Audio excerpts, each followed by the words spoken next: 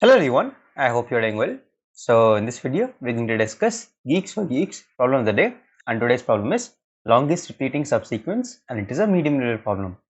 So this problem was very interesting. I had never solved this problem before, but later I came to know that this is a very standard problem, and it has been used at multiple places. So yeah, but for solving the first time, it was a nice problem. And this problem says that we have been given a string and we have to find the length of the longest repeating subsequence such that it can be found twice in the given string, and then they have given us some constraints that we need to follow while finding the longest repeating subsequence, right? So I'll try to simplify this what they're trying to say, and let us first have a look at the space and time complexity. So it is both going to be n square and we have to take care of this. So let us take this particular sample test case and discuss what is the answer in this particular case. So you see the output is 2 and we'll discuss how the output is coming out to be 2. So in this case the longest repeating subsequence will be x and x, right? So it is going to be 2 times x. Now how is it coming out to be 2 times x? This is our question. So they're saying that it should be a subsequence that should be present twice in the string. So first of all let us find that. What do we mean by longest repeating subsequence? LRS, let us say it for now. So you see that XX is present here. So this is one time, and one XX is present here, right? Remember, it is a subsequence, not a subarray. So they can be at different positions. They can be non-contiguous in nature. So this is how we can form 2XX. Now there was a small paragraph after the description of the question. I'll explain you what that paragraph means. So for this particular x, its index is 1, then 2, then this is 3 for z, and this is 4 for the third x. Now you see that the x at the second index is common in both of the strings a and b. So if this is string a and this is string b, it is common in both of the strings, right? Now we need to make sure that if any character in the original string is common in the two substrings or two subsequences that we have formed, then they should be at different indexes in those strings. So basically, if this is the character, so this character is this one in the string A and the same character is this one in the string B, right? So remember, they all are x, but these two are essentially the same x from the second index from the original string. Now let me just write it more clearly. So this is their indexes in those strings A and B, and if I write their original indexes from the string S, so this will be like this, right? So you see that this particular x is common in both of them, and I'm allowed to use them and totally allowed to use them. But the thing is, I need to make sure that these x should be in different positions in both of the strings. So if this is in position 1 in the first string A, then this should be not at position 1 in the second string B, right? So you see it is at 1 here, it is at 0 here. This is totally valid, but I cannot take a string in such that they both are at the same indexes, right? So this is the whole problem, and before discussing this problem you need to study another problem, and that is the longest common subsequence problem. If you are not already aware of it, I'll explain you what is a LCS problem. It is also a very standard DP problem, and let me cite it here. It is longest common subsequence. So the task of this problem is to find, let's say we have two strings A and B, and it will have some characters, right? So the task of this longest common subsequence problem is to find what is the length of the longest subsequence present in both of the strings A and B. So let's say if this is let's say A, B, A, C, D, and this string can be A, D, E, let's say F, taking it to be F here, and then C, right? So the length of the longest common subsequence in both of these strings is 3, right? How is it?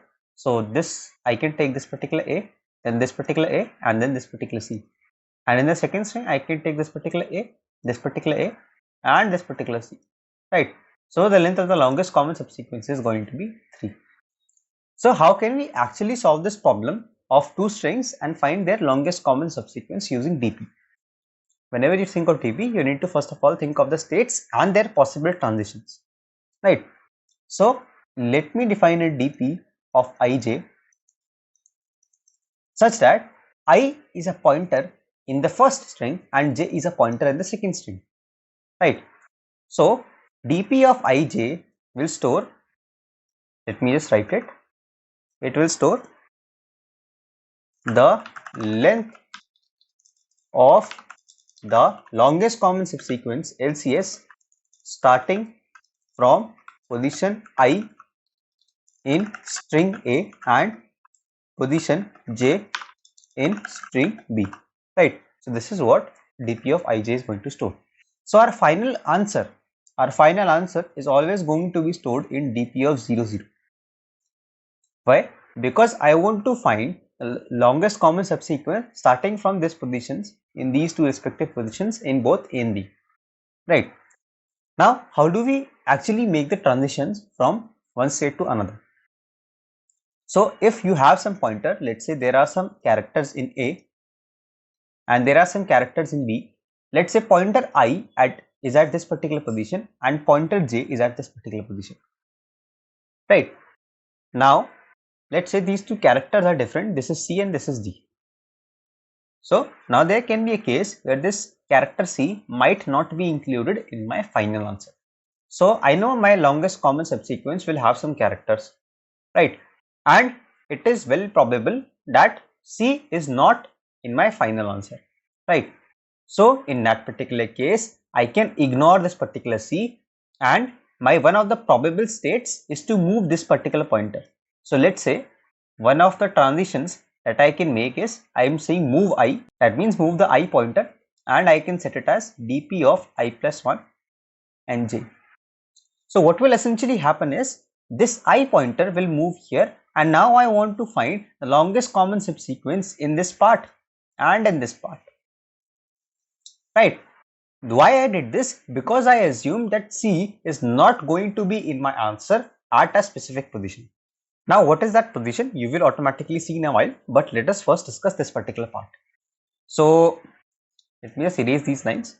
Now similarly, there can also be a case where this character j is not present at that particular position. So I can try to move the jth pointer. So in that case, it will be dp of I and j plus 1.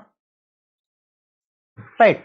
So once I try to move the ith pointer, assuming that this particular character at this ith position is not going to be in my answer, and once I can try to move j, assuming that this particular character is not going to be in my answer at this particular position, right? So these are the two states that I can see. Now the third state can be, let's say these two characters were exactly same. If these two characters are same, that means I can take this particular character, right, and include it in my longest common subsequence. Let me just repeat this part again.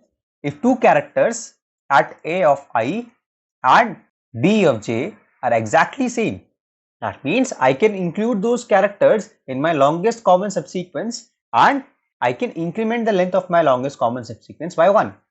So if I want to take this, my answer is going to be 1 plus dp of I plus 1 and j plus 1, right? So what is happening in this case is I am moving both I pointers and j pointers forward after taking this particular character d, right? So these are the only three states that you need to take care of in a LCS problem.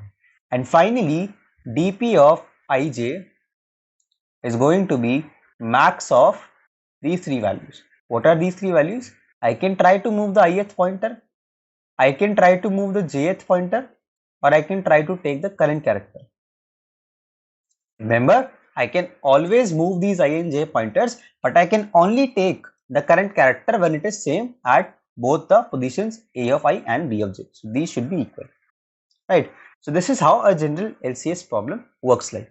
Now remember, I was always talking that I need this particular character at a particular position. What that actually signifies is, let's say there was some character C here. Now let's say my longest common subsequence in this particular case is DE. So D is present here and let's say E was present somewhere at the last position, right? So if I have character C at this particular position, at the first position in string A, then I can take dp of I plus 1j assuming that this is not going to be my first character. So this is what I meant by a specific position. You see, I already know, in this case I already know that D is going to be the character at my first position. But while writing a program, my program would never know it, right? That D is going to be the first character. So that is why I am exploring both of the possibilities, doing dp of I plus 1j and dp of ij plus 1. Once I'm trying to move the ith pointer forward, that's saying that I pointer you can please move forward and j is going to remain at its place. And once j is willing to move forward, letting I remain at its place. So you will see what happens in this cases.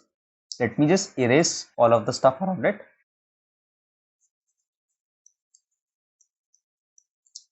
So this I pointer, let's say D was here. So this I pointer would have been initially here and j pointer would have been initially here. Now there will be cases when I pointer will remain at its place and j pointer will move forward. And if j pointer keeps on moving forward, j pointer will eventually at some moment reach at this particular position. Now in that case, from here this position might get triggered, right? So I pointer will move forward to this particular position and eventually both I and j will reach at some position where s of I is equals to s of j, right? So that is the beauty of DP, that you don't need to take care of when to increment which pointer.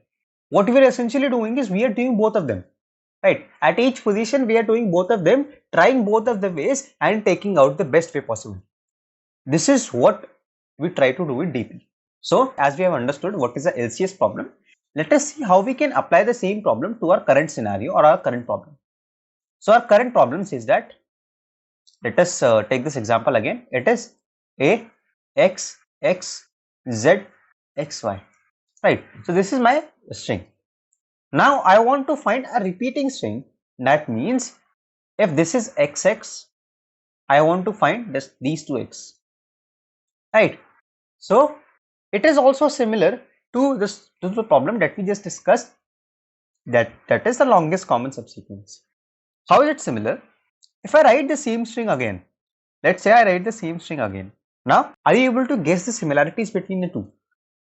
This problem has essentially reduced to finding the same common subsequence, right? But we do have some constraints here.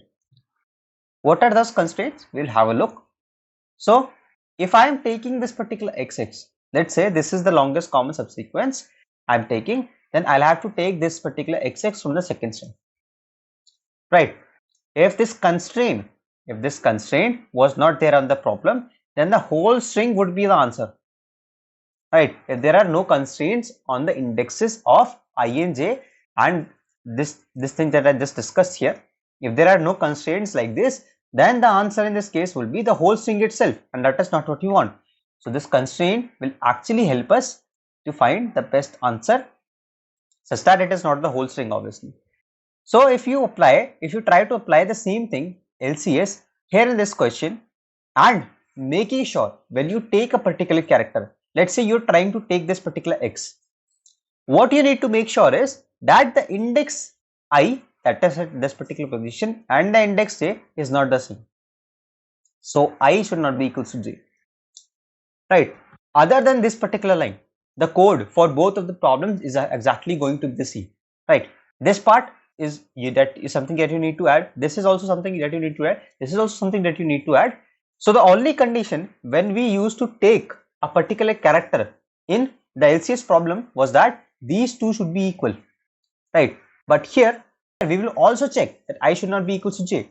So this is the first condition, and the second condition will be that a of I should be equals to a of j. Since both of the strings are exactly similar, so I can take both a here, right? Now if I check this particular condition, while taking a particular character, if I check this particular condition that I is not equals to j, right? So what will happen is I am not going to take this particular x together. So this x is not going to be taken. So for example, my longest common subsequence was x, and whenever I am trying to take x, the first x that I take from here is going to be this particular x, and the first x that I'm going to take from here is this particular x. I will come at this particular position and j will come at this particular position. Now to find the second character, this either it can be this particular character from the first string or it can be this one from the second string. Now to find the second character, I will remain at this position and eventually j will move on to this particular position, and this is going to be my second character because I is not equal to j and a of I is equal to a of j. Right. So what we are doing is we are essentially finding the same thing. We are essentially finding the longest common subsequence. It's just that we have to maintain this particular constraint. Let me give you one more way of looking at it. So the question asks us to find repeating subsequences. Repeating subsequences means that is present in this particular string twice. So AB, AB. So if I write the answer as AB, this can be a repeating subsequence because it is present here and it is also present here. Right. But the only constraint was that if I am taking this particular A at the first position of my string A, I cannot take this particular A at the first position of string B as well. So if I am taking this A, if A is in my answer, then A has to be from some different position. I know I have to take A in my first position, but I also need to make sure that it is from some different position other than this particular position. So that is exactly what I am taking care of here. Right, that I should not be equal to j. So this is how we can solve this problem. Everything is similar to the longest common subsequence problem. The only thing that you need to check is that I should not be equal to j whenever you try to take any particular character, just to follow the constraint given in the question. And this is the constraint that actually makes up the problem. If this constraint was not there, then you could have easily taken both of the strings because the LCS in both of the strings will be the whole string itself, because the strings are essentially the same. So let me just quickly show you the code, how I have written this. So initially what I have done is I have taken an integer n, and this is just the size of the string, and I am creating dp of size n plus 1. So basically what I do is, this is my for loops for dp. So you can just ignore this particular part for now and let us discuss this particular part. Right. Why I am saying this? Because if you try to write the same code with memoization, it is always possible. So I'll help you first visualize this particular thing with memoization, and then I'll tell you how to convert the same code into these for loops and write the code in tabulation form. Right. So first of all, you will, in your memoization function, just assume that this is your helper function and you will initialize two variables, move a and move b. Right. Now instead of writing dp of I plus 1j, you just have to write helper of I plus 1 comma j. Similarly, here you have to write helper of I j plus 1. Now what you have to do is, you have to initialize a variable take. Initially it is equal to 0 because you cannot take in every situation. These are the two constraints that you need to follow, that I is not equal to j and string of I is equal to string of j. Right. If this is true, then you can set your take is equal to 1 plus helper of I plus 1 and j plus 1. Right. So you can just return from here, return dp of ij is equals to max of these three values. This is what you will generally write in a helper function, and there are some more things as well. For example, for position, if let's say I is equals to n or j is equals to n, in this case you are going to return 0, because if at least one of the string is exhausted, you cannot form any common subsequence. This is something that you need to add in a helper function. And one more line, if dp of ij is not equals to -1, then you just have to return dp of ij. This is what you will write in your helper function. Other than it, all the same logic will remain exactly the same. It's just that in every place from instead of writing dp of ij, you just have to call your helper function. Right. Now, how do you convert this into tabulation form? You have thought of the states, how you need to manage the states, but how do you need to convert it into tabulation form? So you need to observe the dependencies. What are the dependencies here? So you see in this particular case, in the first line, that my ij, the answer for I comma j, is actually depending on I plus 1 comma j. That means I need to compute I plus 1 before I compute I. I am telling you this particular part again. To calculate the answer for dp of ij, I need to know the answer of dp of I plus 1j. That means I need to compute this particular row I plus 1 before I compute the row I. So that is why I need to take a reverse for loop, because I need to compute I plus 1 before I. Right. This is the only logic behind writing these for loops.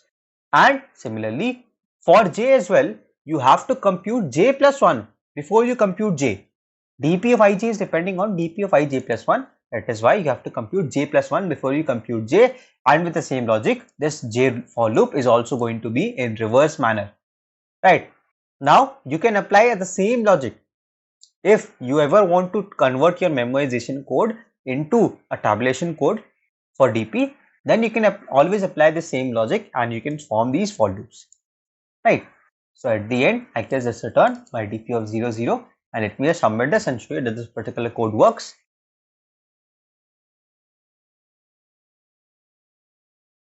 So you see, it passes all the test cases and this code is absolutely correct. I hope that you guys were able to understand the solution.